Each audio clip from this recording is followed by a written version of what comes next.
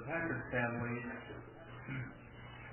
joins me in wishing to express appreciation for your attendance here today.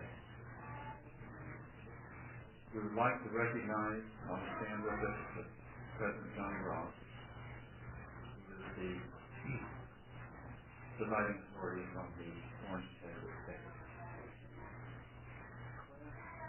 As friends and as family, we are gathered here today to show our love and pay our final respect to Sister Sarah Packard. Sarah was a remarkable influence on all of those lives that she touched.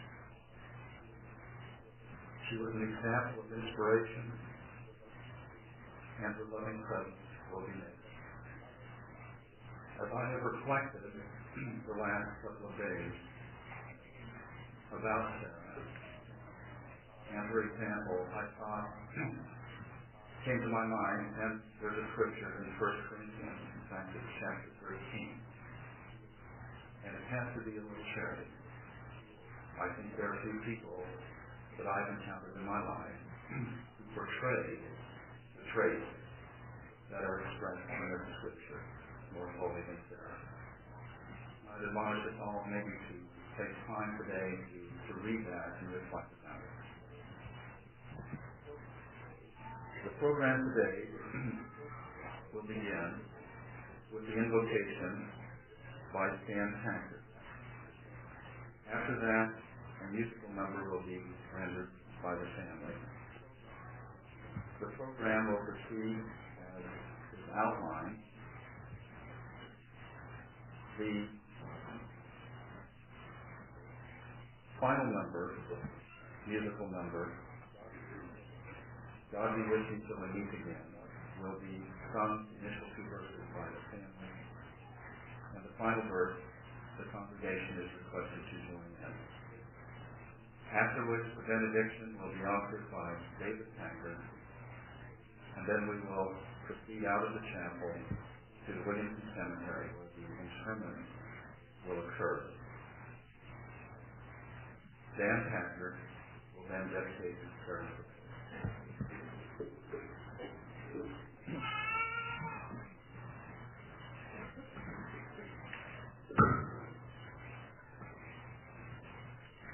Our Father in heaven, humbly we bow our heads and gather together this morning.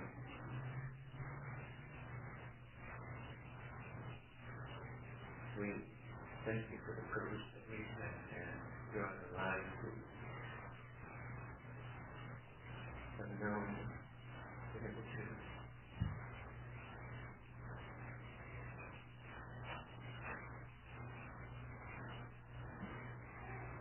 feel the spirit of our dear, precious friend and mother, loved one, down here. We ask thy spirit to be with us here as we mourn her loss.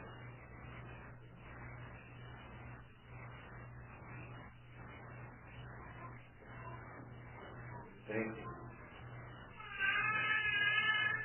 for what we still hold in our heart. For what she left with us.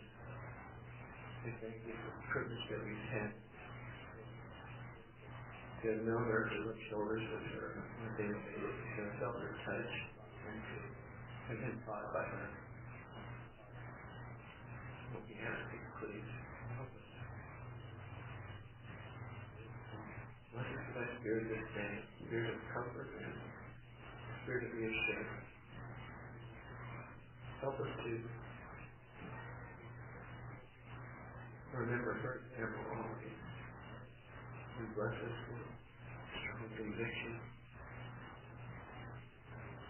to live our lives as she did.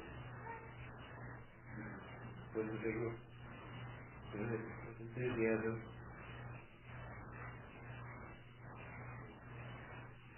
in furthering thy kingdom. Please bless us with happiness somehow, and help us to reflect frequently on all the happy moments that each of us have experienced with her, for their stomach. And bless again with thy spirit through our time of grief. And bless her husband, Father, parents, and comfort.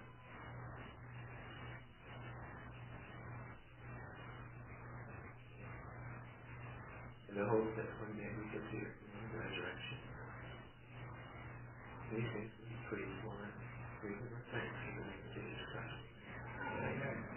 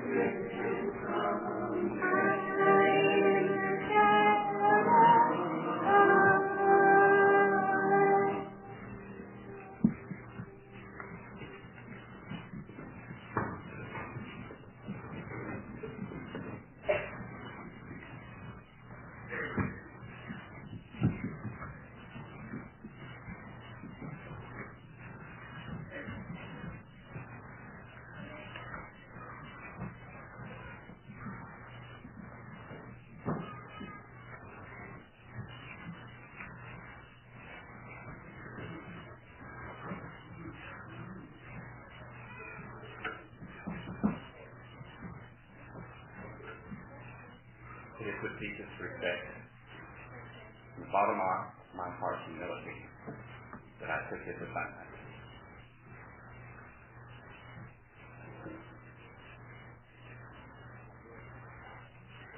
I live where I live, on Porky Road, because of the neighbors that I have. I bought a neighborhood and not a house. That's the way I would like to introduce my relationship, and a lot of our relationships with Sarah Packard. I stole this next line from a good bishop, but it's the truth as I see it. It's how I pondered the events for the past several days, and tried to sort them out in my own mind. Following statement made to the prophet Joseph by the Lord came thundering to my mind, and it is. All flesh is mine, and it's in my hand. Be still and know that I am God. Moment. Be almost still. No, my Father in heaven. No, this time Jesus Christ. All the circumstances attendant to this life that man is never ready for. The call home of the loved one is the one person of permanent experience. We would delay it, avoid it, or find reasons why it should not be. We would even counsel the Lord in this, and if we felt it would do any good or any difference, we would say, "Speak." But in His wisdom and at His timetable, collectively He calls us home to meet the needs of His kingdom and our own work and beloved.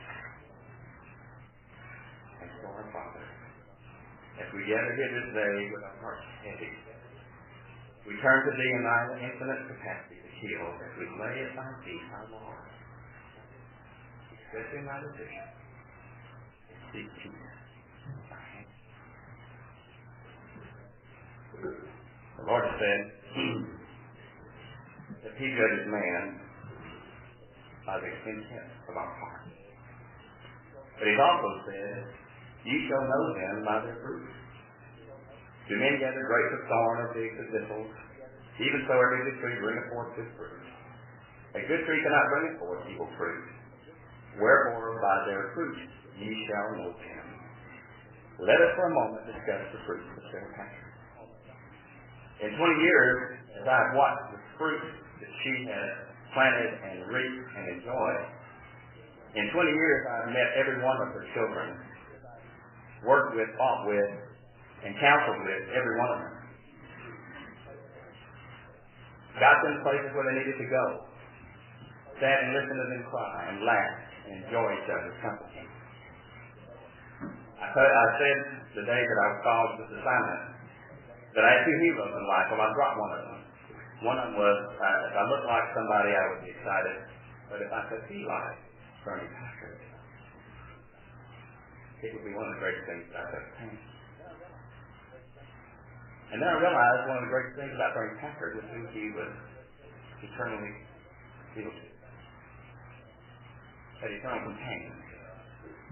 Because I've seen Sarah in every situation that you can think of. The first time I ever met her, I went to her home, for example, recommend. She came to the door and she said, if she looked at me, she said, I told her what I was there for, and she said, "Give me a minute." She slammed the door. She ran inside, and I looked through the window, and 7 or 8 kids were running all over the place, grabbing things and putting it away and hiding it under the couch. And so I just stood there for about 5 minutes, and I thought, okay. And then she came back, and she said, "Come on in." Special Packard will be with you in just a minute. And I'm telling you, as I have watched over the years, I've discovered that there is a Packard standard of everything. If you want to talk about talent, the Packard set the talent standard in this ward, in this state, in this community. As a public school teacher, every teacher I ever met wanted a Packard in their room. A good friend of mine, a wonderful friend of mine, called today and he said, "I want you to know that my daughter has a Packard for a friend." And that meant a lot. It said a lot. It set a standard. When you go to the fire page, when they performed, they won. If you want to talk about a beautiful girl, when they competed, they won. That one day we were having honor society induction at school, and the principal came up to Sarah and she said, "Well, your husband's not here." if one of the girls was being inducted on the class, she said, yeah, he was busy. And she said, what does he think about this 5th or 6th child being inducted on the study? Oh, he thought that probably the first 2 or 3 was kind of exciting, but now it's kind of lost some of his zip. So, you know, she was there. She was there. It may have lost his zip to him, but it didn't lose it to her. She never lost her zip or anything. As her neighbor, we watched the road. And she watched the road because we have little children and they go down in front of our house. The road was hot, back and forth all the time. And it was terrible. She was never home. You couldn't find her home. She was either visiting her children in Utah or San Antonio. Or she was at the office with friends. Or she was called going to a trip, a big, huge trip to Canada or to New York or to Utah. Just anywhere that she hadn't been, she wanted to go, she went. Present practice philosophy was, I just make the money. Sarah sends it.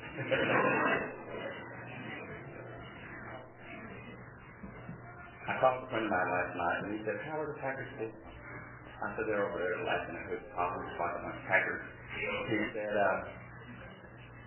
that says everything. They're acting like Packers. That says everything. Because when it really comes down to it, Packers have the thing that the celestial kingdom is made of. From the richness of their souls, they know that God lives. They know that Jesus Christ, His Son and Redeemer, our Redeemer. They know that bottom line above all else. They know this too, that families are forever. That whether you're on this side of the veil or the other, that families are forever. A dear friend of all of ours has said this and made it clear that the veil is as thick or thin as we want it to be. I heard one of them say yesterday that after their mom passed away, that they could bet money if they had any, that she would close her hand saying when they started singing to her, look, I told you they could sing, look down there, and just wait for the funeral till he was prettier then. Because she made sure they could sing. She gave them opportunities to sing. She gave them opportunities to perform. She gave them opportunities to be successful. She gave them opportunities to be happy. She spent hours and hours and hours being a wife and a mother. For she realized in the grand scheme of things that nothing else mattered. That her greatest calling in this life or the next was to be a wife and a mother. To raise up a righteous posterity. And she learned that from good parents. In fact, her mother said one time, you really can't tell how good a parent you are until you see your grandchildren. Well, I can tell you this way, you did a bad enough job. Because this whole world, as you look around you, see finger praises and it turns to you. I've been impressed with the impact that the Lord had on each one of our lives. I'm reminded of a story in the New Testament where Jesus' good friends, Mary and Martha and Lazarus, were probably the best friends that he had, and mentioned him as his friend. But Lazarus took sick and was dying. They sent a messenger to him and said, come quickly, please come. And hurry because Lazarus is dying. But he did not. He tarried. He went. By the time he got there, Lazarus had died. Mary went to him and just in the throes of sorrow.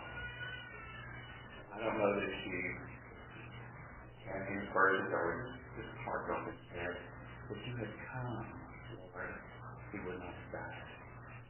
And she was correct. He would not have died. But the Savior knew what he was about to do. He knew in this moment that Lazarus was living. And yet, he did not reveal that to her. He felt of her compassion. He felt of her sorrow. And the other Jews that were there with him were also in tears. And then what did the Savior do because of his great love for you?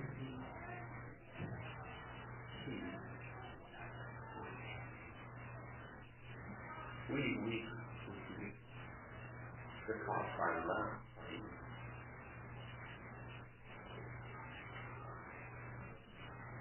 call it the company of thoughts in that. Sandy Lex said in the Book of Mormon, says, he shall come into the world to redeem his people. And he shall take upon him the transgressions of those who believe on his name. And these are they that shall have eternal life. If anyone would ever doubt that Jesus Christ is part of their Packers life, you knew her not. She was the grandest example of a missionary this faith has ever produced. She declared the gospel of Jesus Christ with everyone she spoke, either in deed or word. Her home was always open to someone who wanted to talk, to someone who wanted to listen, and someone who wanted the gospel in their life. Hundreds of lives have been touched. Hundreds of souls have been saved because she was willing to share the gospel of Jesus Christ. I have watched as her home was used for programs at Christmas where hundreds would come in and be taught the Christmas story. I have watched when we all pile out of the house and go into the barn and put on the nativity scene. I have watched when she has allowed her children to be involved in all kinds of good, quality programs so that they could be, that their spirit could be felt by the community. The Lord loves her. He loves her family. And because of her love for Him, and because of her obedience to the gospel and to keeping the commandments, and because of the goodness of her heart and that of her husband, this entire area was reaped the blessing. I cannot say for anyone but me, except as I look over this ground, that my heart is broken. It's one of the best friends that I've ever had. It's not there to be taught to. But it resulted as well.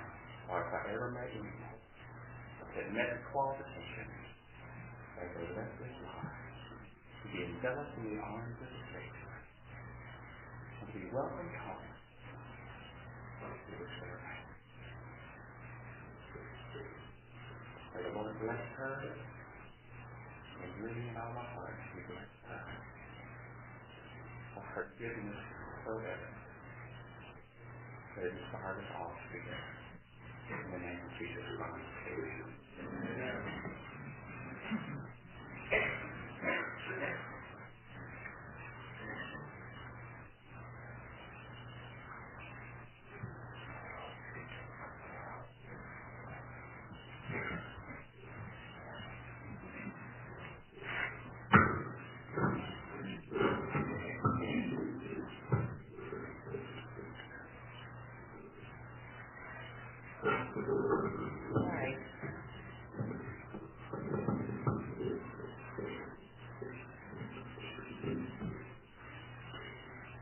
I feel so grateful to be the sister to Bernie Packard and the sister-in-law to Sarah Kate Packard, and for this great privilege.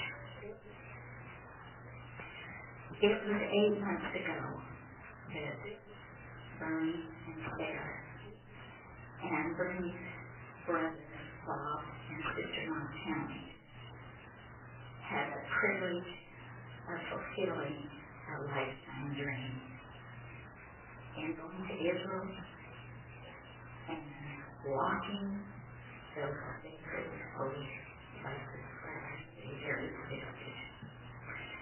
In that beautiful city, there's a room called the Upper Room. And the night before the Savior died, he took a basin of water and he stooped to the floor and washed the feet of those he loved so dearly. And then he stood and he taught something new, something that he had never taught before to those disciples.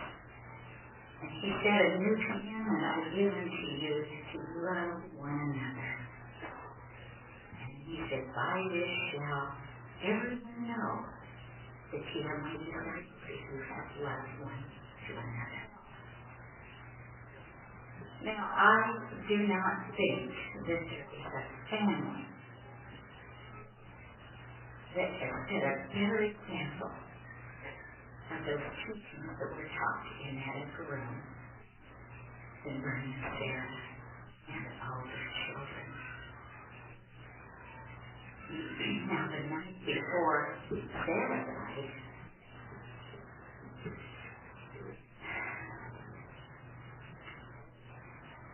Vern gathered all of his children and his grandchildren, Sarah's parents, and the ones that he loved most dearly, around in his special room. And they embraced, they expressed love, they served one another, and that's the very thing that Sarah wanted. That very thing was a common occurrence ever since the day that Bernie and Sarah were married. It wasn't just tonight before she passed away, but this was a lifestyle of the Bernie and Sarah Packard family.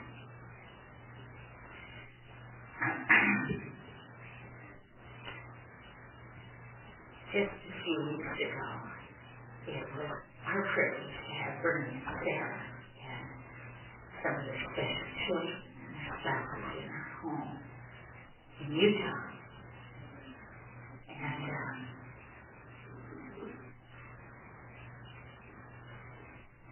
it was a privilege to be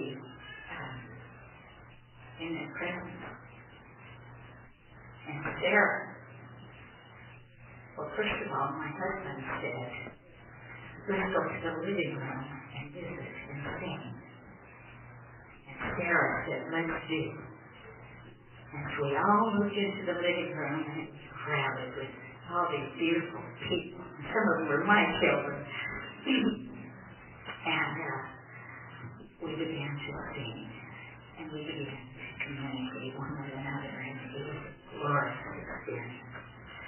And then I looked over at Sarah in her wheelchair, and my husband to her side in his wheelchair, and they both, the tears were just streaming down their faces. And I knew that Sarah was rejoicing again in hearing what she assumed might be the last time that she would hear the voices of some of her children. And following that experience, a more precious thing took place. And Bernie stood by and listened and did not interfere with the conversation. But I was in the process of sharing some of my deepest feelings with Sarah because I felt that this was my last opportunity to see her in the flesh. And I was embracing her, and we were sharing with great emotion our tears. And Sarah said, if you think I'm going to be happier on the other side, you are dead right wrong. And she said, because I'm not. She said, there is nobody that I want to be with more than my beloved companion and my Sabrina, and let's see, I got those names all written down. Not in Vern. I can't even find my notes. Lisa and Elizabeth and Samuel and Michael. And then she went on to her children at BYU, and she said, there is nothing I want to be doing more than just seeing my children happily married. And she said, I won't be happy on the other side as I am here. She said, they need me, and I want to stay. And I just, what can you say but comforting words? But Sarah, we don't understand the eternal plan. And she came right back with great force. She says, I understand. And she says, I won't be happier. And so I left, and I went to the bedroom to my husband, and I told him of the conversation. He said, you go back out and tell Sarah. What about Rochelle and Spencer? and Bernie's parents, whom Sarah has never met, and 4 of Bernie's brothers. He says they're all there, waiting for her. But I decided to drop it and let things work itself out. I think I can describe Bernie and Sarah best by a beautiful scripture. In 3 John, it goes like this: I have no greater joy than to see my children walk in truth, and I'm going to add righteousness, because this is one righteous, faithful, and true to the principles that Bernie and Sarah have taught, all centered around the Savior Jesus Christ.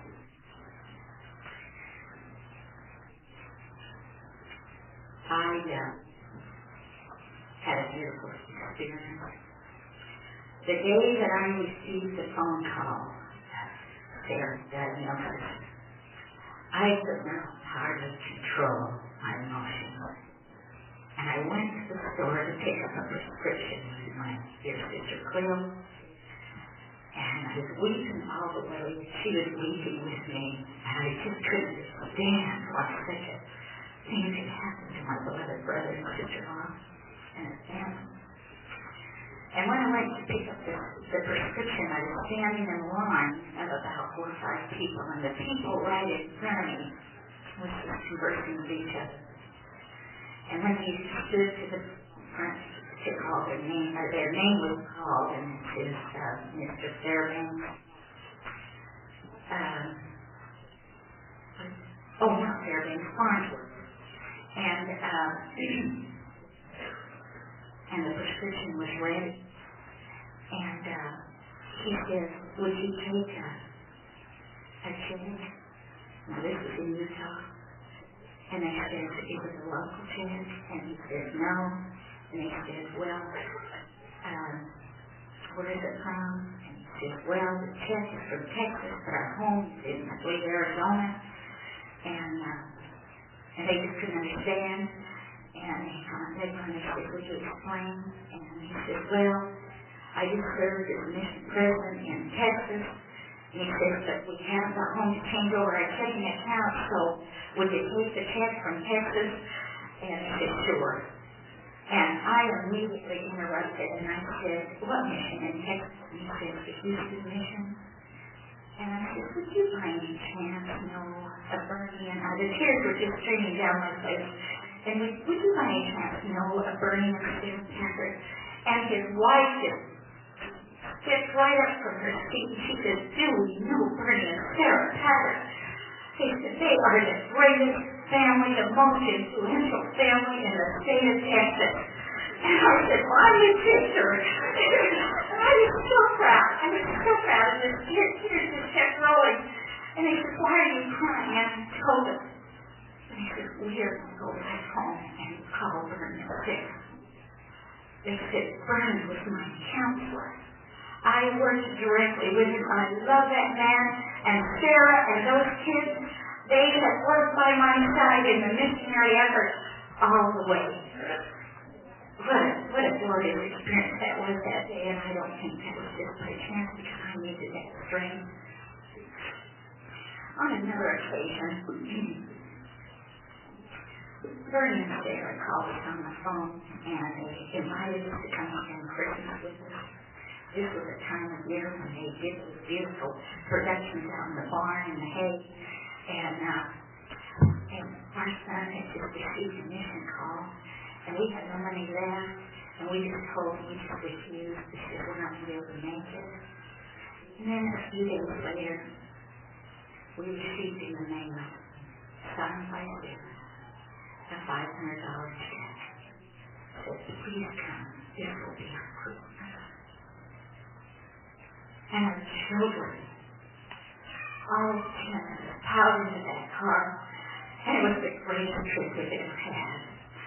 I must say it was very uncomfortable. We made it, and once we arrived and met a lot of you wonderful people come to that scene in the barn, it was a glorious trip. We will never forget it. It must have been a marvelous experience back in the ancient times when those people in Israel walked and talked, or the Savior walked and talked.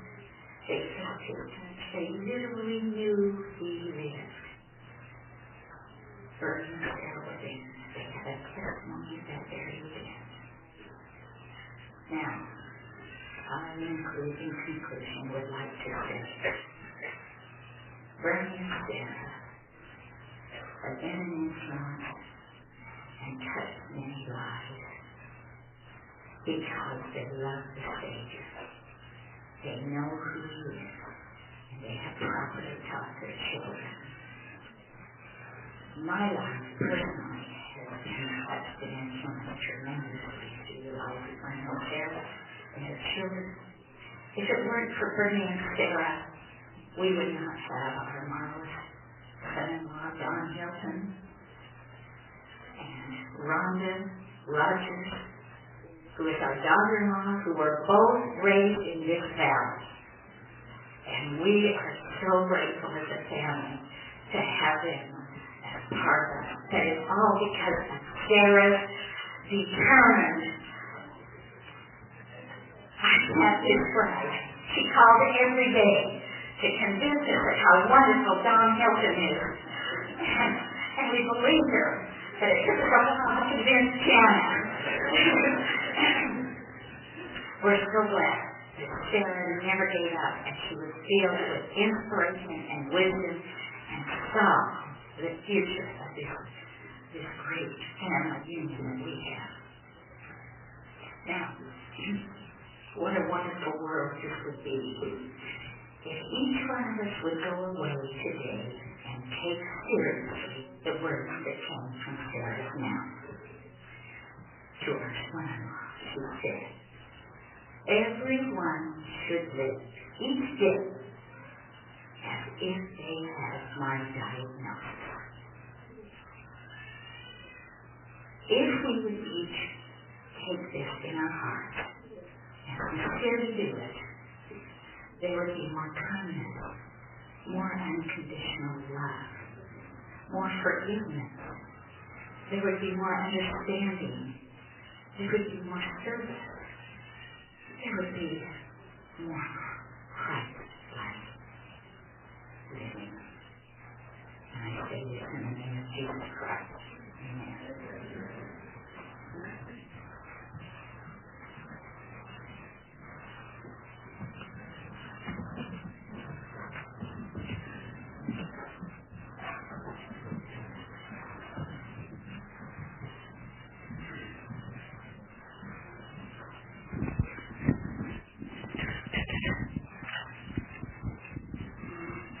Testing.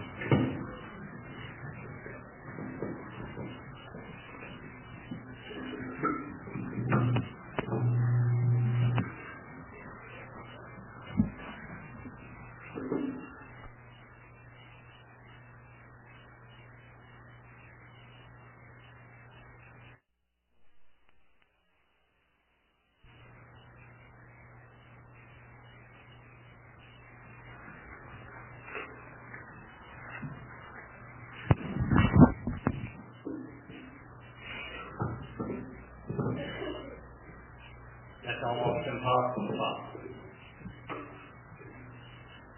My angel sister, singing. Another angel sister before me, who played the piano so many times as my other angel sister sang. How blessed I am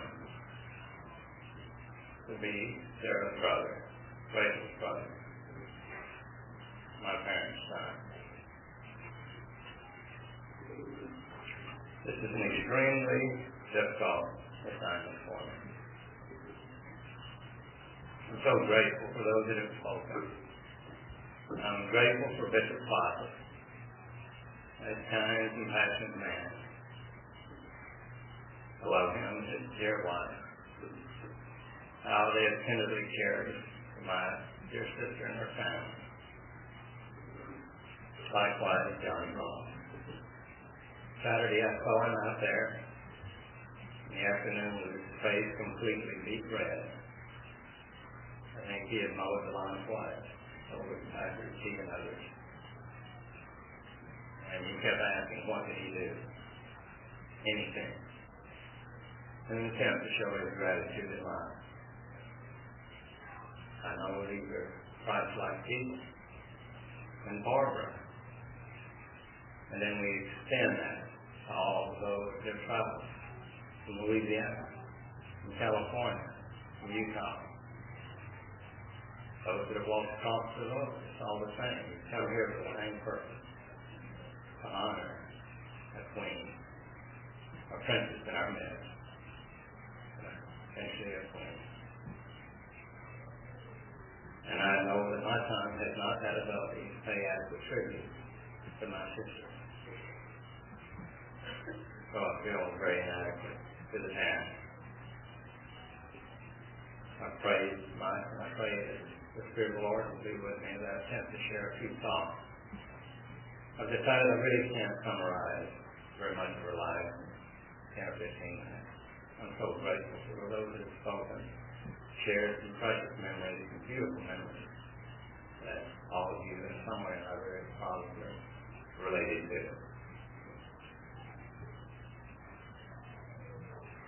Or use the same scripture I was going to use in John, but it said so beautifully in the song that you just heard. There's no need to quote in the scriptures. But it is significant in the last hour of the Savior, if he met with his apostles. That was his message, essence of his message. And it's beautiful. And likewise, that was the essence of Sarah's message in her last hour. Every family gathered around her, as he pointed out. It was, I love you. I love you. I love you. We felt that same kind of love that you felt from Sarah, our family, from each of you. And that's the first thing I want to do, is attempt to express just a little bit our profound gratitude for your compassion, for your prayers, for your love, for your food, for your work, for your flowers, for all of the things that you've given. There have been Marys and there have been Marthas, and it's been a beautiful blessing that's blessed our lives and comforted us, given us strength. I know Bernie is especially grateful for his immediate family here with him. I thought of the Savior as he had to carry the cross. And there was a time when he stumbled because of his physical weakness at that time. And I thought, Bernie, how he needed his family, someone to help him carry the cross at this particular time in his life. One scripture that I'd like to share with you, a portion of it, is found in Messiah.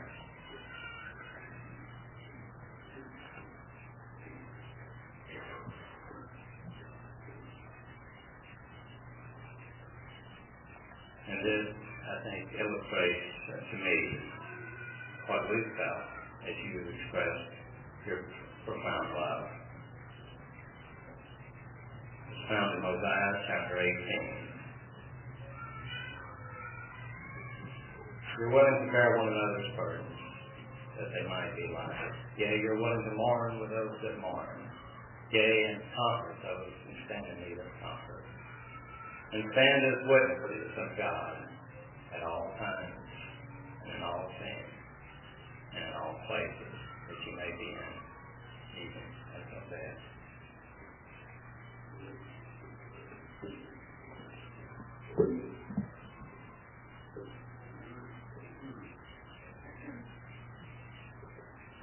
Sarah's message, I contemplated sharing that with you.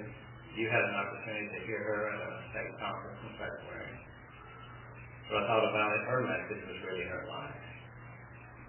And you know her life. And that's why you're here. So I'm not going to expound on that at all.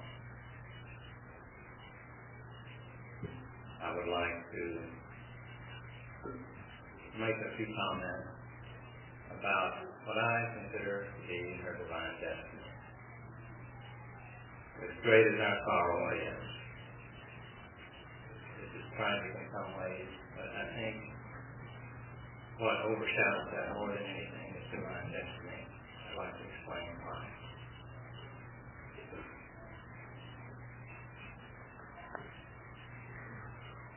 First of all, just a little background, perhaps Johnny and others may not be as familiar with.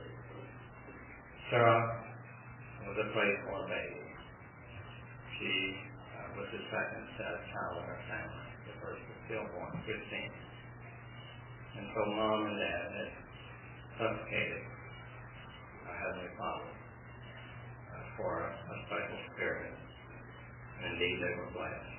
And they gave her a royal name, Sarah. Named after the Sarah in the Old Testament, Abraham's wonderful wife. Sarah was raised in a household of faith by godly parents during her tender years. She was blessed by the power of the priesthood. Occasions in her youth when she had accidents, one where she was running through the yard at about 2 years of age. When she stepped in an old stump hole that stump that had been burned out and ashes from the power supply, she burned both feet quite severely. It was gangrene infection. And real concern that she might even lose her feet. She was given a priesthood blessing by a mission president who was inspired to pass by and pronounce that blessing upon her. At the age of 14, she received a marvelous map for her life, a patriarchal blessing.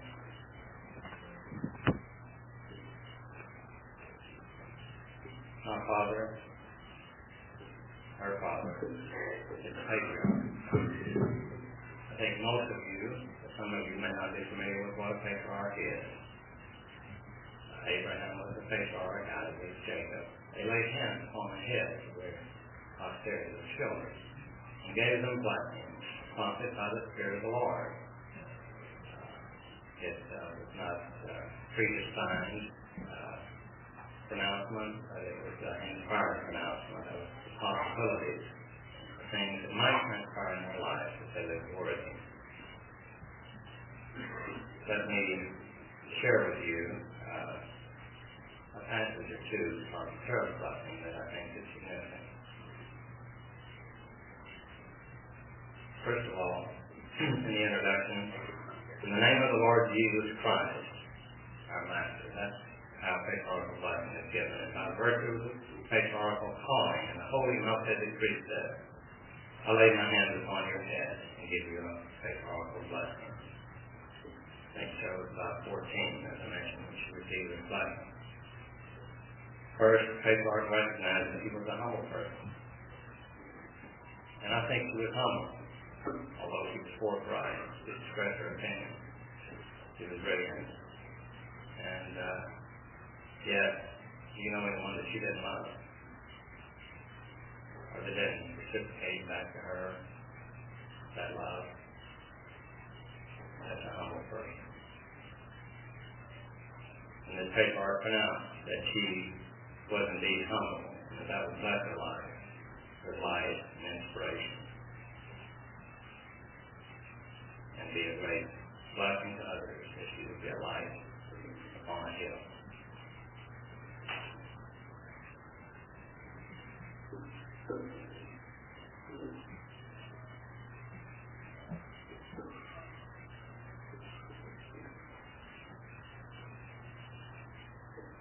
The most significant and marvelous event in Sarah's life, as all of you know, was her marriage to Ernie. It was 31 years ago.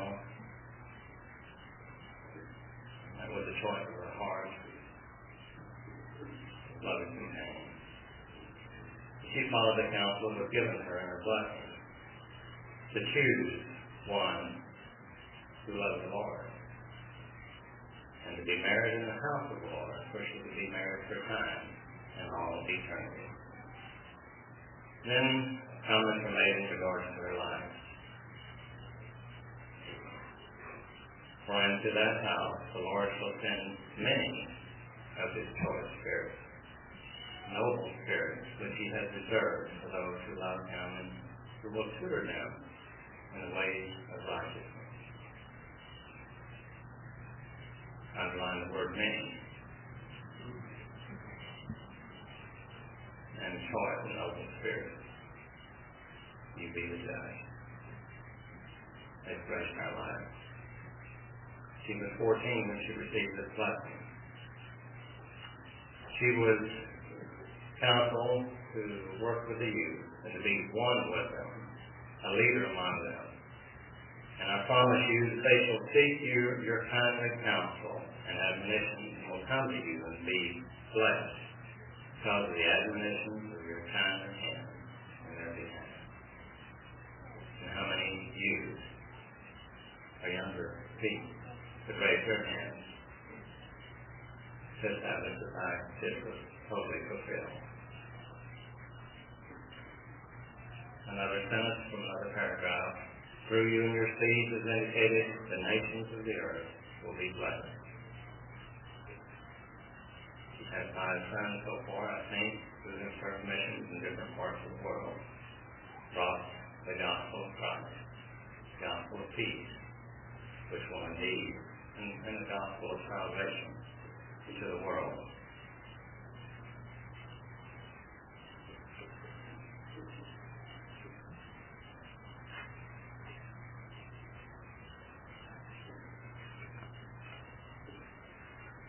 There were further blessings promised, and I won't go over those, but I would like to make a brief comment that trials and tribulations are also a part of the blessings that we receive. It is important that you face your trials and tribulations uncomplainingly. Your faith shall rise in every occasion to support and strengthen you, that you may endure the problems which confront us all in mortality.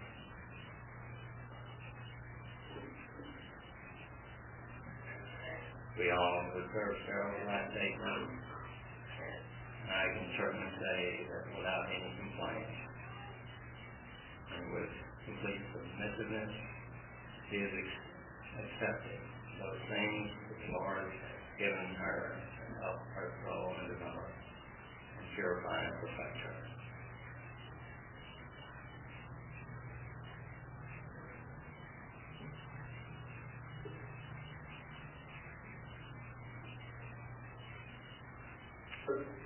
Many prayers offered. One, I think, that was alluded to was the final family council or meeting that was held where we all at the bedside of Sarah. And it was her great desire and prayer that everyone would be present. Most of you, or some of you may know that we didn't expect that Sarah to deteriorate so rapidly, and kids were in different parts of the state and in different states. Some at a great distance, some on the road, couldn't be reached. He was deteriorating very quickly. We were concerned. Rebecca was the furthest away. And the last he contacted. Her was almost in coma at that time. We called. She had about a half an hour to get a plane ticket and to get the last flight out of Lansing, Michigan. She made it through the airport the minute the plane was supposed to depart, but by divine providence, there was a delay enough that she was able to make that flight. My son and daughter picked her up at the airport at midnight and drove rather rapidly here to her bedside. Sarah was conscious enough at that time, awoke from her sleep, and to smile her last smile, and to say how happy she was that we were all together. And that prayer had been answered. And then repeat the I love you. I love you. That was a prayer answered. One other prayer that I thought about yesterday that was answered, which had to do with the prayer that she offered with Bernie and her loved ones as they visited the Holy Land, even the Garden of Gethsemane, as it's now a secluded area, and that's sacred and holy. He stood land in the garden and prayed the prayer that the Savior prayed. Please let this cup pass from me, but thou will be done. And I'm sure, and it's hard for me to say, but it was the will of the Lord that there is a mission. We don't fully comprehend at this time that He has for Sarah that only she can do. There was a mission that she and only she could do here on earth. There's a mission for each one of us. It is my testimony that God lives. He does hear and answer our prayers. He has great things in store for us, a great destiny. I'll read one last phrase from our blessing.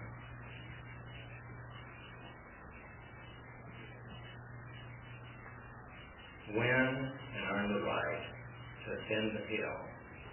Certainly over the last 8 months He has ascended the hill. Ascend the hill which shall bring you at the last day before Him, clean and pure, absolved from the stains of the earth, there to be crowned a queen, to rule and to reign with your beloved in your house forever.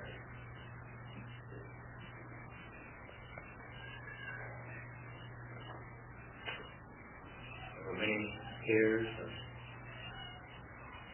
great sorrow.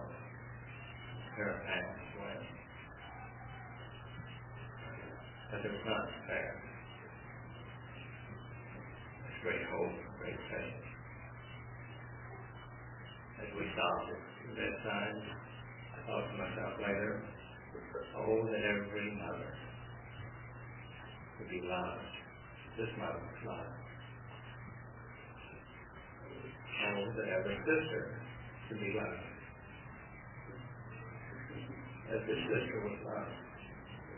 Oh, that every wife could be loved as this wife was loved. I pray that you and I, we all, may take what we've learned from this marvelous queen, apply it to our lives so that someday we will be able to be reunited with her, our Lord and Savior Jesus Christ. I pray in the name of Jesus Christ. Amen.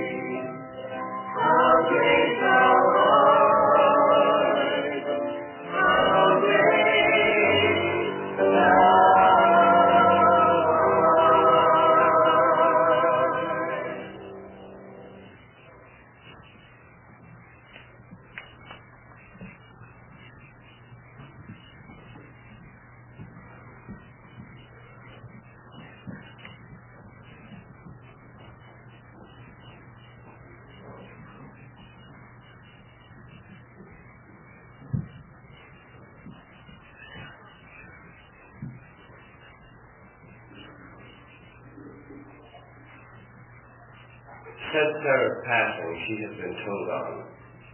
I've come now to learn why we have been so poor for so long. I didn't know she sent $500 of our Christmas money to Barbara. But I'm glad she did. Every dime of it was well spent. I have since her passing learned that our telephone bill has exceeded the number of fingers on one hand in hundreds. And I gave her permission. I said, honey, well, in the first place, she didn't ask for permission. She told me that she is going to use that phone to her heart's content while she can still talk.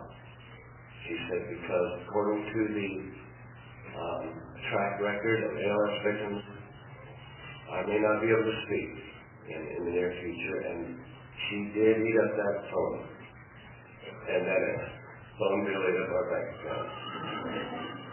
I've learned that she was supporting a full-time missionary in a foreign land. As a young man, that she was primarily instrumental in bringing into the church. And I will keep that up. I'm so pleased about it. I had a hint or two that she was making a contribution to it. It turned out it was somewhat more than that. I've been asked to speak to you today, my dear friends and brothers and sisters. I accepted the challenge, and I have steeled myself for this assignment. I want you to know that sometimes we will smile and we will laugh, and it's just a facade because of the tears. But Sarah wanted me to pour out her thanks to this community, and to Vidor, Texas, and to you people, for your goodness to her. And in turn, I pour this thanks out for making her the queen she has become. And I reverently and respectfully have called her for years my queen bee. The queen bee, because she was partly so productive. She loved Vidor, and I think Vidor loved her. At least when she was a senior in high school, she was valedictorian. Vidor was good to her. Maybe she was good to Vidor. She was busy in her high school years. She was Miss Vidor. And as I understand it, nobody's been Miss Vidor since then. Maybe it's because nobody dared try. She was in the Texas pageant, and that's the Miss Texas pageant.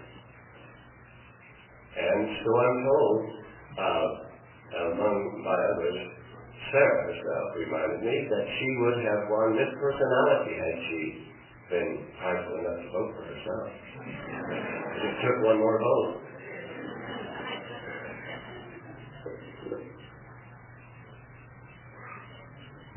She told me that every year of her life has been better than the preceding years.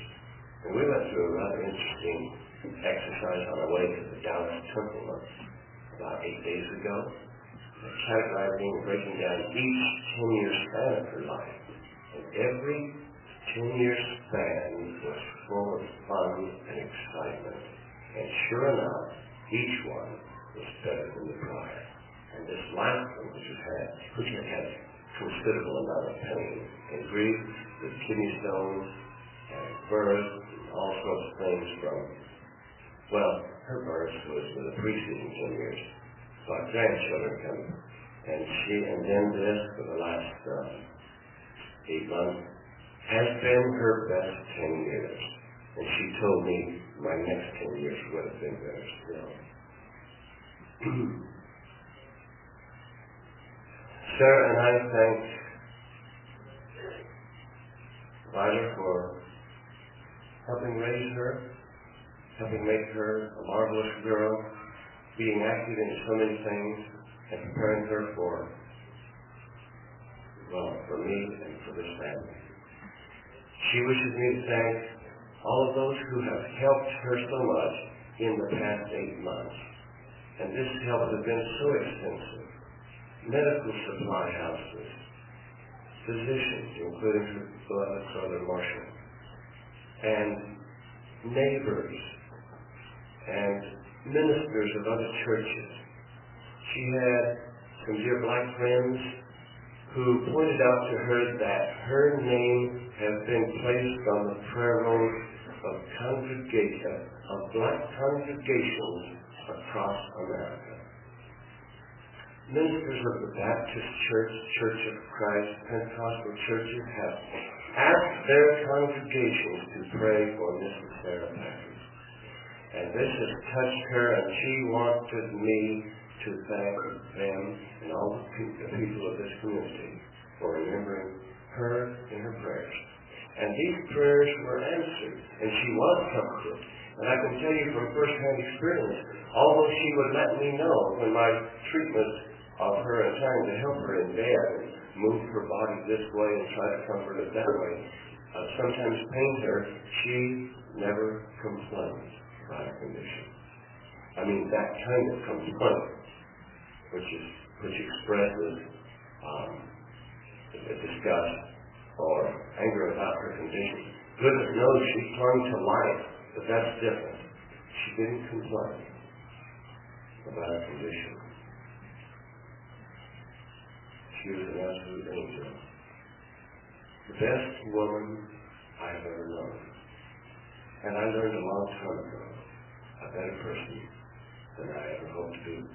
She was a person here, I'm getting way ahead of myself in my notes, but she was a person with immense integrity. And told me many times, we don't want to sell our soul for a few dollars. If a close question came up about some issue, if it was a tax issue, we don't want to sell our soul for just a few dollars. Honest was convenient. And she taught me to be honest. And I have, over the years, I have become honest in almost all things. Now, I fudged a little in talking to her about some of her condition. And sometimes I didn't reveal all that I knew about her condition or about my feelings about something because it would pain her so much. But when it comes to lying, she taught me limits totally, no white lies, no little ones. I mean, to the point where you just don't tell your secretary or permit your secretary to say you're not in the office. If you're in the office. Just plain old tell the truth. He's not available to the phone, but don't ever say he's not in the office if he's not in the office, if he's in the office. And that's very good. She's so grateful for her upbringing, for her parents, with whom she was so close, and her brother that was her bosom friend, and then finally her beloved sister, Rachel, with whom she shed many tears. And I expressed thanks to them. She wanted me to thank all of my brothers and sisters, and I do now, for their sacrifice. Long travels, expensive travels, in being here in honor of Sarah, who has become part of their family. I state to you, because Sarah knew this so well, this community has a claim on Sarah. She's part of you people. Her blood is your blood. And she has been a blessing to this community, and you of this community, and you people have been a blessing to her. And I recognize quickly that she is not just mine nor my children's. She is part of this community. Proud of Fighter and proud of Texas.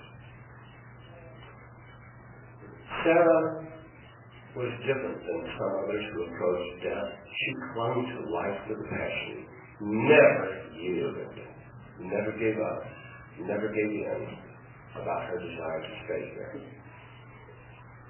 She was not afraid to meet her Maker. I have a higher opinion of her character and integrity than she did, perhaps, but she was not afraid to give her accounting and report. But still, she knew this statement in Texas, don't mess with Texas. Well, she had her own, don't mess with my family. Don't mess with my party. And she had this statement, I never liked missing a party. And don't stop me from helping Dan and Allison with their little infant that weighs 2.5 pounds that's in the neonatal care unit in Houston.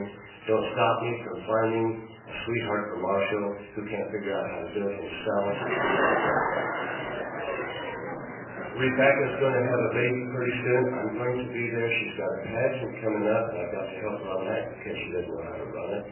She's not competitive in it. She's running it. She needs mom's help. And for sure, Priscilla and Elizabeth haven't figured out how to keep a romance going. Theirs keeps dying out. And I have to be there to protect them when it gets critical. And I want to make the prom dresses for Teresa and Sabrina. And for sure, I'm going to see Samuel and Michael on their airplane when they go on their mission. And so, don't stop my party. As I lay with her in bed, trying to comfort her, and I couldn't talk to her about these fine future parties because it was just too painful. But still, when she was playing and began to cry, I would at least try to comfort her some. And although Barbara may have chosen not approach her about Rochelle and so forth and the great reunion, I did. It didn't do a bit of good. I said, honey, we get to meet my mother. Somebody told me that it's supposed to be nicer on the other side of the veil. She said, I will never be happy in heaven if you're not there with me. And I said, darling, you realize what you're saying? We're talking about heaven. If you're not there with me, I'll never be happy. And I thought about it, and I suppose that's right. We in our church know that this beautiful union between man and woman is designed of God. It's the most beautiful and precious institution of all institutions. And it's eternal in nature. Adam and Eve, had they not transgressed, would have remained husband and wife in the Garden of Eden. But in any event, this is eternal marriage. And I'm trying to comfort Sarah. And I said, you'll get to see my mother, whom you never met. She said, she'll just have to wait. I need 10 more years. Sabrina's 4 years old. You'll get to meet Rochelle. And Sarah responded quickly, she'll have to wait too. And finally I stepped my neck a little bit and I said, honey, you'll be in the arms of the Savior. And she didn't want to be rude. And she looked at me and she said, do you think he's in that big of a hurry? And I explained to her the element of time. Rochelle hasn't been waiting like we have. We waited for 13 years. And I believe that to Rochelle, that's like a sleeping and an awakening. Now, I don't know this for sure, but I suppose that's true. Because we go by a different time system. We go by revolution. We can look at the clock for 2 hours and get pretty bored. But on the other side of the game, I'm not sure it's that way. Well, that didn't comfort her any. And in fact, her counter-argument was, if that's so, Bernie, and then she said, I believe it is. She said, VP, if that's correct, what's the big rush? Why is our Heavenly Father in such a hurry to take me? And I need 10 years to finish my job here. And I said, honey, he understands the whole plan. Well, she knew everything I was saying. There's nobody that has greater faith than Sarah. I'm just saying she was clean. She did know this. When she passes, she will be free. As she said to me a few times, I feel like trapped in this body. I can't move. You sometimes wonder what that might be like. Try an experiment. Go home, lie down, and as quick as you hit the couch or bed, don't move. Don't pull your arm out from under your chest with its stuff. Don't move your leg over there. Don't fix your hand. Don't shift your shoulder. Nothing. And see if you don't go crazy in 10 minutes. And that's why Sarah said she's trapped. And so, she's no longer trapped. She's free in the arms of those who love her. Perhaps the Savior himself, she certainly was worthy of if I'm the judge. I decided that the last night when I was reading it, if I were the judge, I would give her 100%. Okay?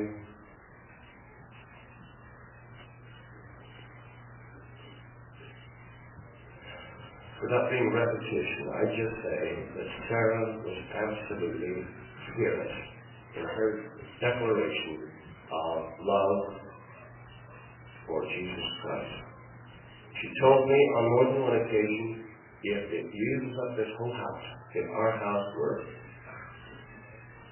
wound up in shambles over her activities, raising these children, open houses, missionary firesides, visitors, guests of every nationality, creed, denomination, she doesn't mind a bit. The house going to totally waste. Yeah, we get right in, gets right. Because she used to have, we call them parties, occasions, in which as many as 250 youth would be there in the house at a time. And these were marvelous. I mean, no alcohol, no tobacco, no drugs, nothing improper. It was basically like a good state function. And the gospel was shared.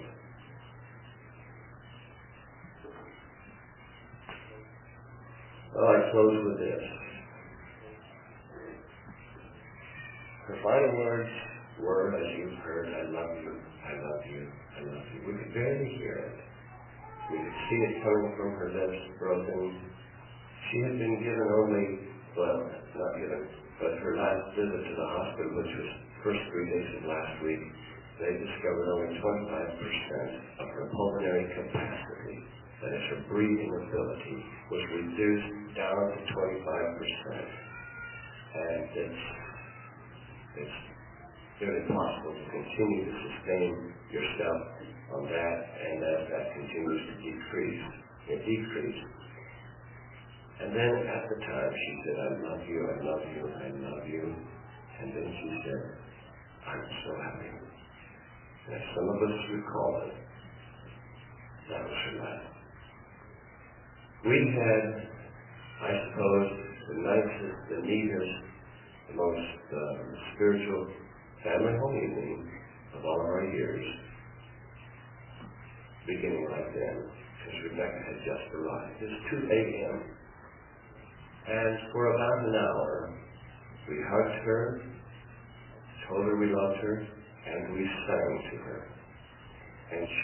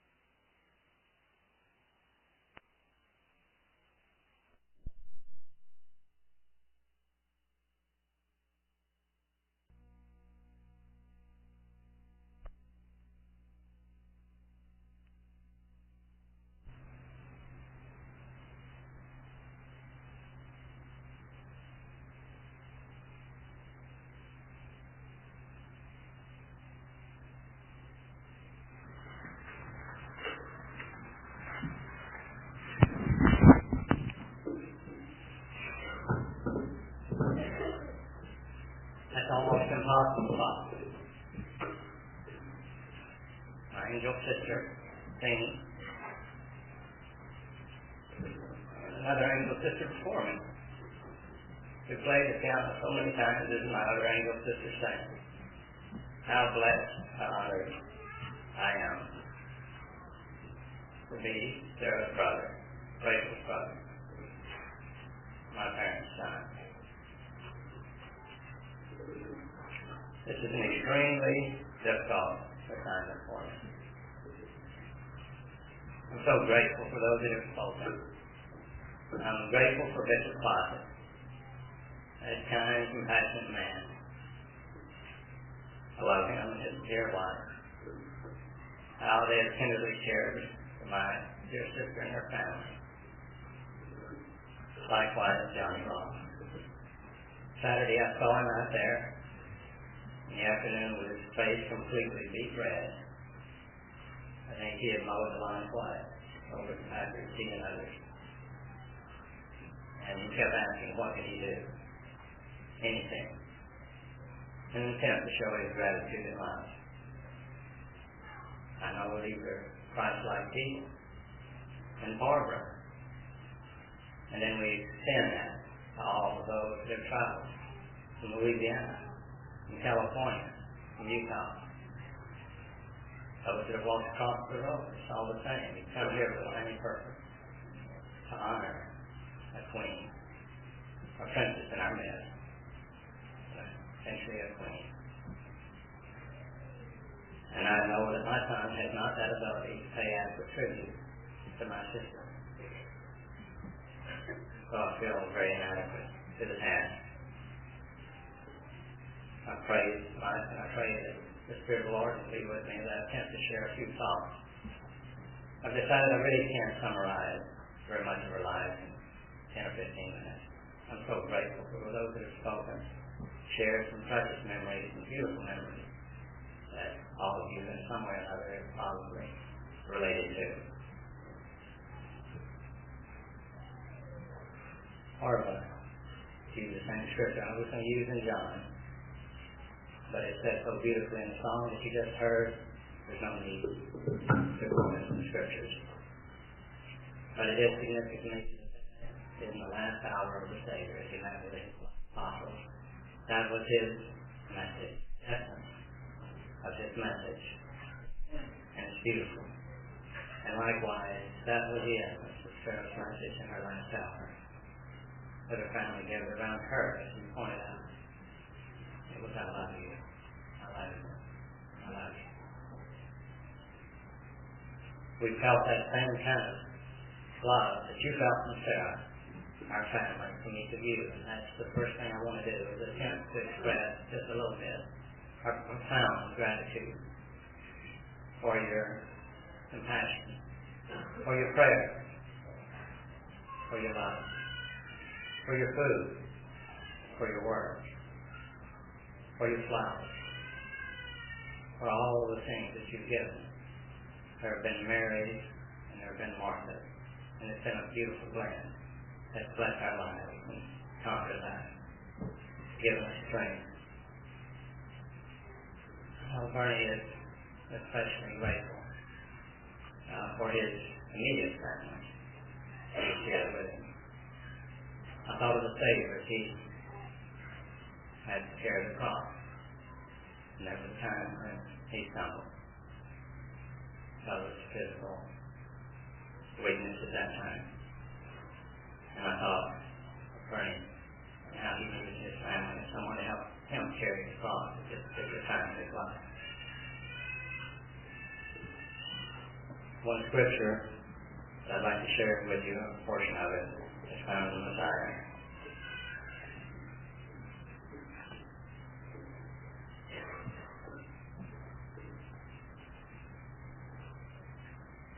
And this, I think, illustrates to me what we felt as you expressed your profound love. It's found in Mosiah chapter 18. You're willing to bear one another's burdens, that they might be light. Yea, you're willing to mourn with those that mourn.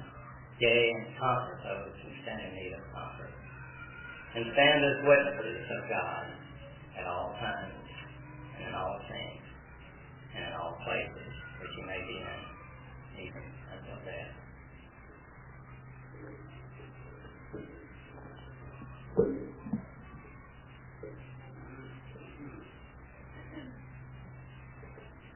Sarah's message, I contemplated sharing that with you. You had an opportunity to hear her at a state conference in February. But I thought about it, her message was really her life. And you know her life, and that's why you're here. So I'm not going to expound on that at all. I would like to make a few comments about what I consider to be her divine destiny. As great as our sorrow is, it is tragic in some ways, but I think what overshadows that more than anything is divine destiny. I'd like to explain why.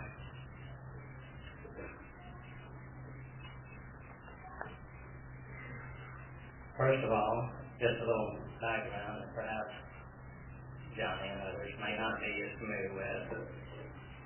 Sarah was a prayed for baby. She was the second child in her family. The first was stillborn, Christine. And so Mom and Dad had supplicated our Heavenly Father for a special spirit.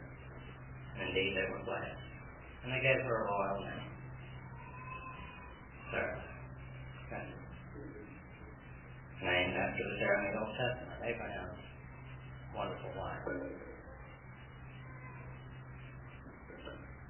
Sarah was raised in a household of faith by godly parents during her tender years. She was blessed by the power of the priesthood.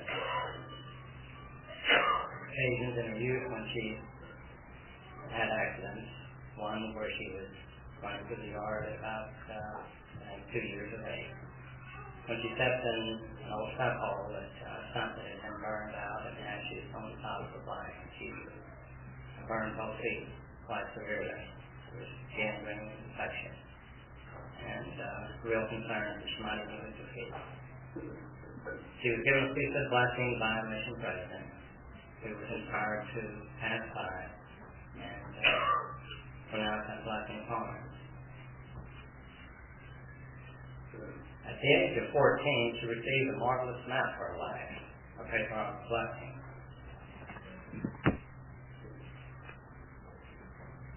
My father, her father, is a patriarch. I think most of you, but some of you may not be familiar with what a patriarch is. Abraham was the patriarch, Isaac, Jacob. They laid hands upon the head of their posterity, the children, and gave them blessings, prompted by the Spirit of the Lord. It was not pre-assigned pronouncement, but it was an inspired pronouncement of the possibilities, the things that might transpire in their life if they lived worthy. Let me share with you a passage or two from Sarah's blessing that I think is significant. First of all, in the introduction, in the name of the Lord Jesus Christ, our Master. That's how patriarchal blessing is given. And by virtue of the patriarchal calling and the holy Melchizedek priesthood, I lay my hands upon your head and give you a patriarchal blessing. I think Sarah was about 14, as I mentioned, when she received this blessing. First, patriarch recognized that she was a humble person. And I think she was humble, although she was forthright. She expressed her opinion. She was brilliant. And yet, do you know anyone that she didn't love? Or that didn't reciprocate back to her that love? As a humble person. And the patriarch pronounced that she was indeed humble, and that would bless her life with light and inspiration, and be a great blessing to others, that she would be a light upon a hill.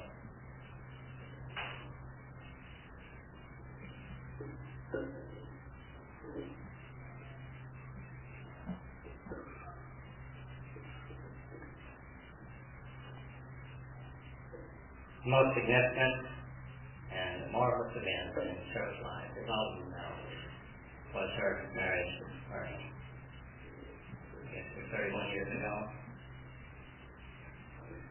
That was the choice of her heart,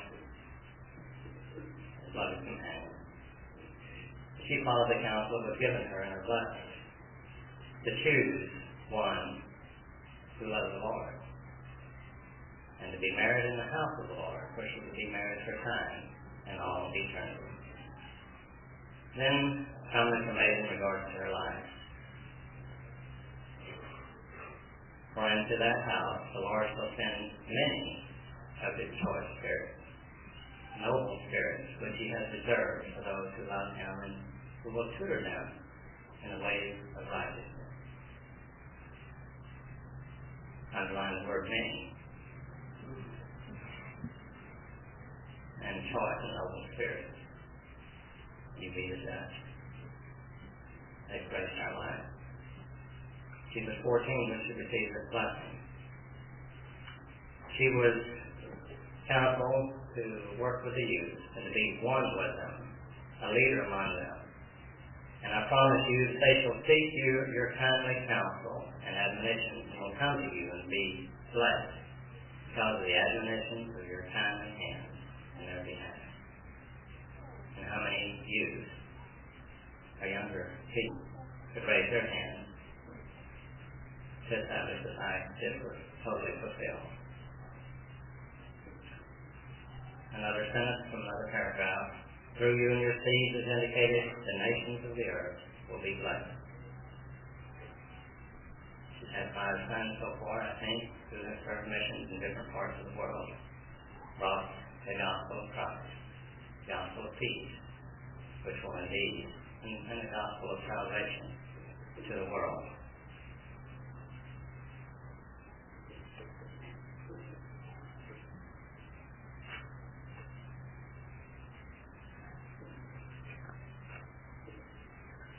There were further blessings promised, and I won't go over those, but I would like to make a brief comment that trials and tribulations are also a part of the blessings that she received. It is important that you face your trials and tribulations uncomplainingly. Your faith shall rise in every occasion to support and strengthen you, that you may endure the problems which confront us all in mortality.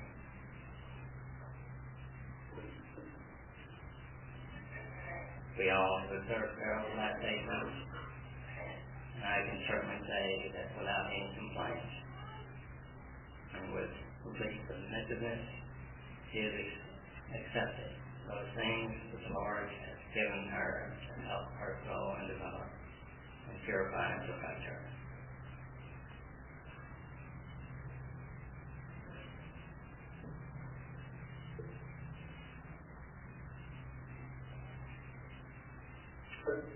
Many prayers offered. One, I think, that was alluded to was the final family council or meeting that was held where we were all at the bedside of Sarah. And it was her great desire and prayer that everyone would be present. Most of you, or some of you may know that we didn't expect Sarah to deteriorate so rapidly, and kids were in different parts of the state and in different states. Some at a great distance, some on the road, couldn't be reached. She was deteriorating very quickly. We were concerned. Rebecca was the furthest away, and the last to be contacted. Sarah was almost in coma at that time. We called. She had about a half an hour to get a plane ticket and to get the last flight out of Lansing, Michigan. She made it to the airport the minute the plane was supposed to depart, but by divine providence, there was a delay enough that she was able to make that flight. My son and daughter picked her up at the airport at midnight and drove rather rapidly here to her bedside. Sarah was conscious enough at that time, awoke from her sleep enough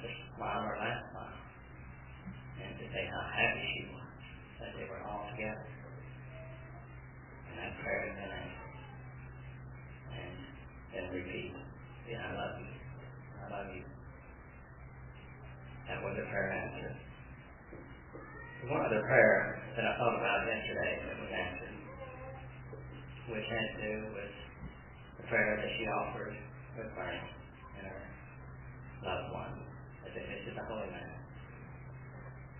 even the Garden of Gethsemane, as they found a secluded area in that sacred and holy piece of land in the garden, and prayed the prayer that the Savior prayed. Please let this cup pass from me, but thy will be done. And I'm sure, and it's hard for me to say, but it was the will of the Lord that there is a mission, we don't fully comprehend it this time, that He has for Sarah that only she can do. There was a mission that only she could do here on earth. There's a mission for each one of us. It is my testimony that God lives. He does hear and answer our prayers. He has great things in store for us, a great destiny. I'll read one last phrase from her blessing.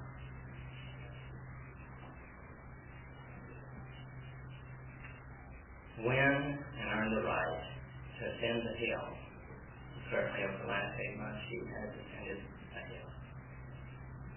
And ascend the hill which shall bring you at the last day before Him, clean and pure, absolved from the sins of the earth, prepared to be crowned a queen, to rule and to reign with your beloved in your house forever.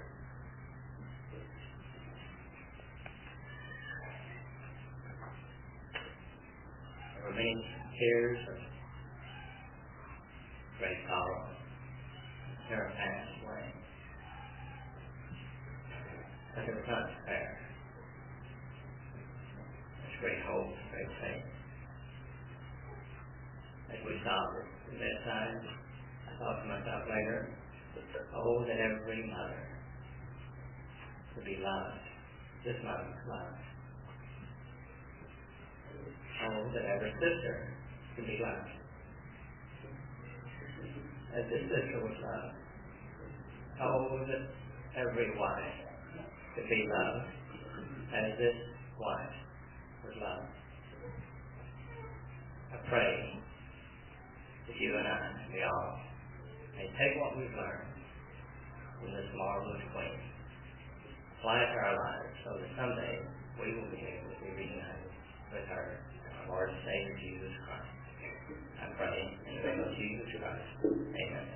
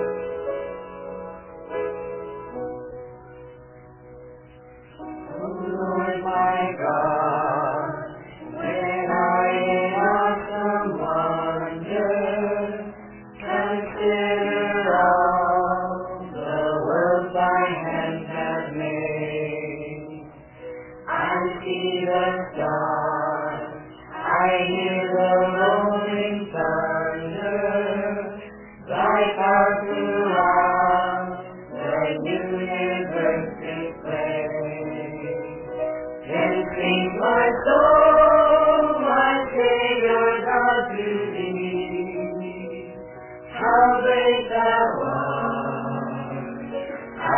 great thou art. Then sings my soul, my Savior God, to thee. How great thou art, how great thou art. When through the wood and forest place I wander, and hear the birds sing sweetly in the trees. When I look down from lofty mountain grandeur, and hear the brook and feel the gentle breeze, then sings my soul, my Savior God, to thee. How great thou art, how great thou art. Then sings my soul, my Savior God, to thee. How great thou art, how great thou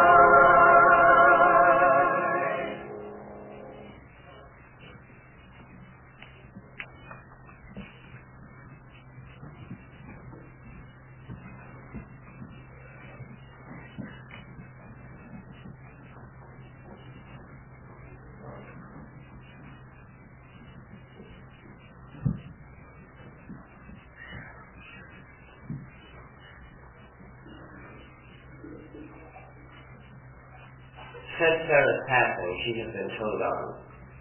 I've come now to learn why we have been so poor for so long. I didn't know she sent $500 of our Christmas money to Barbara. But I'm glad she did. Every dime of it was well spent. I have since her passing learned that our telephone bill has exceeded the number of fingers on one hand in hundreds. And I gave her permission. I said, honey, well, in the first place, she didn't ask for permission. She told me that she is going to use that phone to her heart's content while she can still talk. He said, because according to the track record of ALS victims, I may not be able to speak in the near future, and she did eat up that phone, and that phone bill ate up our bank account. I've learned that she was supporting a full-time missionary in a foreign land. As a young man, that she was primarily instrumental in bringing into the church. And I will keep that up. I'm so pleased about it. I had a hint or two that she was making a contribution to it. It turned out that it's somewhat more than that. I've been asked to speak to you today, my dear friends and brothers and sisters. I accepted the challenge, and I have steeled myself for this assignment. I want you to know that sometimes we will smile and we will laugh, and it's just a facade to cover the tears. But Sarah wanted me to pour out her thanks to this community, and to Vida, Texas, and to you people, for your goodness to her. And in turn, I pour this thanks out for making her the queen she has become. And I reverently and respectfully have called her for years my Queen Bee. The Queen Bee, because she was partly so productive. She loved Vida, and I think Vida loved her. At least when she was a senior in high school, she was valedictorian. Vida was good to her. Maybe she was good to Vida. She was busy in her high school years. She was Miss Vida. And as I understand it, nobody's been Miss Vida since then. Maybe it's because nobody dared try. She was in the Miss Texas pageant, and that's the Miss Texas pageant. And so I'm told, among my others, Sarah herself reminded me that she would have won Miss Personality had she been prideful enough to vote for herself. Just took one more vote.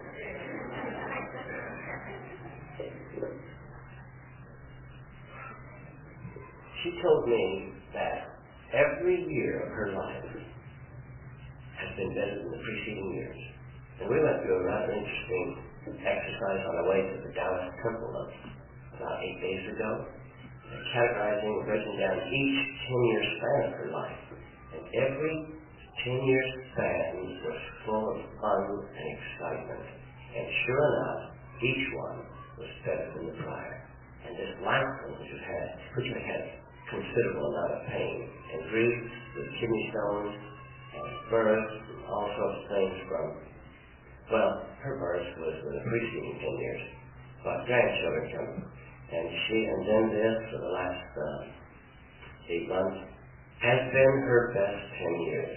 And she told me my next 10 years would have been better still. Sarah and I thank Vida for helping raise her, helping make her a marvelous girl, being active in so many things, and preparing her for me and for this family. She wishes me to thank all of those who have helped her so much in the past 8 months. And this help has been so extensive. Medical supply houses, physicians, including her beloved brother Marshall, and neighbors, and ministers of other churches. She had some dear black friends who pointed out to her that her name has been placed on the prayer roll of black congregations across America. Ministers of the Baptist Church, Church of Christ, Pentecostal churches have asked their congregations to pray for Mrs. Sarah Packard. And this has touched her, and she wanted me to thank them and all the people of this community for remembering her in her prayers. And these prayers were answered, and she was comforted. And I can tell you from first-hand experience, although she would let me know when my treatment of her and trying to help her in bed and move her body this way and try to comfort her that way, sometimes pained her, she never complained about a condition. I mean, that kind of complaint, which expresses disgust or anger about her condition. Goodness knows she clung to life, but that's different. She didn't complain. about her condition. She was an absolute angel. The best woman I have ever known. And I learned a long time ago, a better person than I ever hoped to be. She was a person, here I'm getting way ahead of myself in my notes, but she was a person with immense integrity and told me many times, we don't want to sell our soul for a few dollars. If a close question came up about some issue, if it was a tax issue, we don't want to sell our soul for just a few dollars. Honest was convenient. And she taught me to be honest, and I have, over the years, I have become honest in almost all things. Now, I fudged a little in talking to her about just some of her condition. And sometimes I didn't reveal all that I knew about her condition or about my feelings about some things, because it would pain her so much. But when it comes to lying, she taught me limits totally, no white lies, no little ones. I mean, to the point where you just don't tell your secretary or permit your secretary to say you're not in the office, if you're in the office. Just say, well, tell the truth. He's not available on the phone, but don't ever say he's not in the office if he's not in the office, if he's in the office. And that's grateful to Sarah. She's so grateful for her upbringing, for her parents, with whom she was so close, and her brother that was her bosom friend, and then finally her beloved sister, Rachel, with whom she shed many tears, and I expressed thanks to them. She wanted me to thank all of my brothers and sisters, and I do now, for their sacrifice. Long travels, extensive travels, in being here in honor of Sarah, who has become part of their family. I state to you, because Sarah knew this so well, this community has a claim on Sarah. She's part of you people. Her blood is your blood. And she has been a blessing to this community, and you to the other community, and you people have been a blessing to her. And I recognize quickly that she is not just mine nor my children's. She is part of this community. Proud of Vidor and proud of Texas. Sarah was different than some others who approached death. She clung to life with a passion, never yielded, never gave up, never gave in about her desire to stay there. She was not afraid to meet her Maker. I have a higher opinion of her character and integrity than she did, perhaps, but she was not afraid to give her accounting and reports. But still, she knew this statement in Texas, don't mess with Texas. Well, she had her own, don't mess with my family. Don't mess with my party. And she had this statement, I never liked missing a party. And don't stop me from helping Dan and Allison with their little infant that weighs 2.5 pounds that's in the middle care unit in Houston. Don't stop me from finding a sweetheart for Marshall who can't figure out how to do it himself. Rebecca's going to have a baby pretty soon. I'm going to be there. She's got a pageant coming up, and I've got to help her on that because she doesn't know how to run it. She's not competitive in it. She's running it. She needs mom's help. And for sure, Priscilla and Elizabeth haven't figured out how to keep a romance going. Theirs keeps dying out. And I have to be there to protect them when it gets critical. And I want to make the prom dresses for Teresa and Sabrina. And for sure, I'm going to see Samuel and Michael on their airplane when they go on their mission. And so, don't stop my party. As I lay with her in bed, trying to comfort her, and I couldn't talk to her about these fine future parties because it was just too painful. But still, when she was playing and began to cry, I would at least try to comfort her some. And over Barbara, they have chosen to not approach her about Rochelle and so forth and the great reunion. I did. It didn't do a bit of good. I said, honey, you'll get to meet my mother. Somebody told me that it's supposed to be nicer on the other side of the veil. She said, I will never be happy in heaven if you're not there with me. And I said, darling, you realize what you're saying? We're talking about heaven. If you're not there with me, I'll never be happy. And I thought about it, and I suppose that's right. We, in our church, know that this beautiful union between man and woman is designed of God. It's the most beautiful and precious institution of all institutions. And it's eternal in nature. Adam and Eve, had they not transgressed, would have remained husband and wife in the Garden of Eden. But in any event, this is eternal marriage. And I'm trying to comfort Sarah. And I said, you'll get to see my mother, whom you never met. She said, she'll just have to wait. I need 10 more years. Sabrina's 10 years old. You'll get to meet Rochelle. And Sarah responded quickly, she'll have to wait too. And finally I stuck my neck out a little bit and I said, honey, you'll be in the arms of the Savior. And she didn't want to do it. And she looked at me and she said, do you think he's in that big of a hurry? And I explained to her the element of time. Rochelle hasn't been waiting like we have. We've waited for 13 years. And I believe that to Rochelle, that's like a sleeping and an awakening. Now, I don't know this for sure, but I suppose that's true. Because we go by a different time system. We go by revolution. We can look at the clock for 2 hours and get pretty bored. But on the other side of it, I'm not sure it's that way. Well, that didn't comfort her any. And in fact, her counter-argument was, if that's so, Bernie, and then she said, I believe it is, she said, BP, if that's correct, what's the big rush? Why is our Heavenly Father in such a hurry to take me then? I need 10 years to finish my job here. And I said, honey, he understands the whole plan. Well, she knew everything I was saying. There's nobody that has greater faith than Sarah.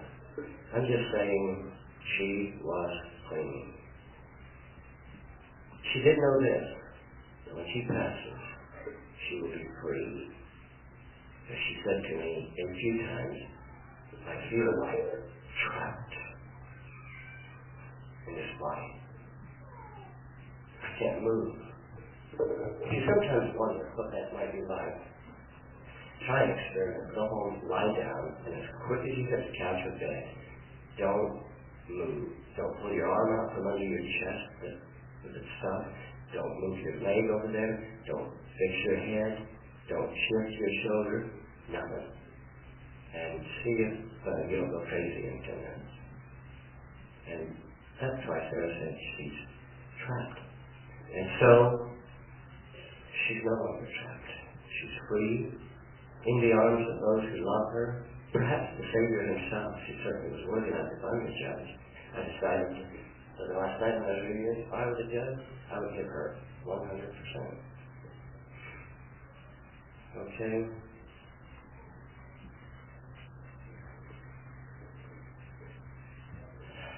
Without being repetition, I just say that Sarah was absolutely fearless in her declaration of love for Jesus Christ. She told me on more than one occasion, if it uses up this whole house, if our house were wound up in shambles over her activities, raising these children, open houses, missionary firesides, visitors, guests, of every nationality and creed and denomination, she doesn't mind a bit. The house goes totally waste. Yes, it gets right. Because she used to have, we call them parties, occasions, in which as many as 250 youth would be there in the house at a time. And these were marvelous. I mean, no alcohol, no tobacco, no drugs, nothing improper. It was basically like a good state function. And the gospel is shared.